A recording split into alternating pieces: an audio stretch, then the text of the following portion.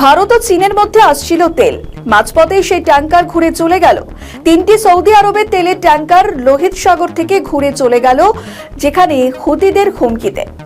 Iran যুদ্ধে ফের একবার শুরু হওয়ার পরেই আবার বন্ধ করে দেওয়া হয়েছে হরমুজ প্রণালী।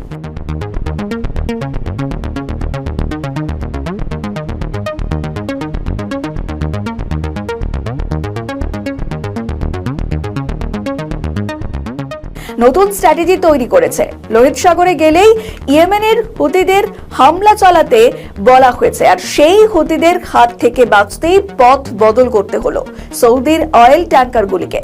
জানা গিয়েছে শিনলং ইয়াং, দ্য বোর্ডার্স এবং দ্য অ্যামাজন নামক তিনটি জাহাজ যাচ্ছিল লোহিত সাগরে ইয়েমেনের উপকূলের কাছে পৌঁছতেই হামলার সতর্কতা দেওয়া হয়। এরপরেই রুট বদল করতে হয় তাদের।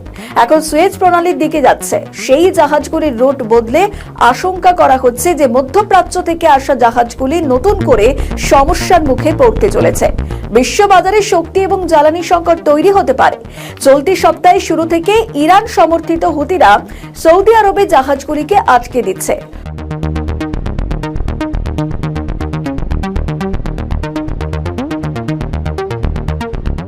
হুতিরা ইমেল করে শিপিং কোম্পানিগুলিকে হুমকি দিয়েছে যে সৌদি আরবের বন্দরে যেন কোনো কার্গো তোলা বা নামানো না হয়।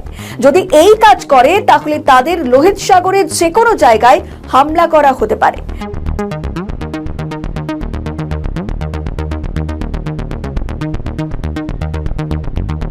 এর জেরে বৈশ্বিক শক্তি সরবরাহ এবং বাণিজ্যের সংকট দেখা যাচ্ছে। হরমুজ প্রণালী বন্ধ হয়ে যাওয়ার ওমান উপকূল থেকে আরব সাগরে যোগাযোগ পথ বন্ধ হয়ে যাচ্ছিল। সেই সময় সৌদি আরব লোহিত সাগরের ইয়ানুব বন্দরকে বিকল্প হিসাবে বেছে নেয়, কিন্তু এখন সেই রুটও ঝুঁকির মুখে।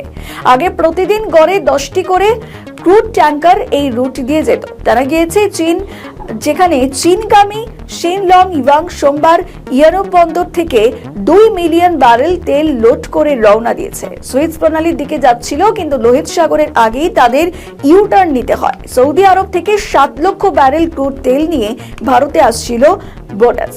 মঙ্গলবার তারাও ইউটার্ন নিয়ে সুয়েজ প্রণালীর দিকে এগোচ্ছে। একইভাবে অ্যামাজন নামক ক্রুড তেল বাহী ট্যাঙ্কারটিও ভারতে আসছিল। মঙ্গলবার থেকে তাদের ট্রান্সপন্ডার বন্ধ। প্রসঙ্গত, যাতে ইরান বা হুতিদের ট্যাঙ্কারে ধরা না পড়ে তার জন্য তেল এবং জ্বালানি নির্বাহী জাহাজগুলি নিজেদের লোকেশন এবং ট্যাঙ্কার বন্ধ করে দিচ্ছে।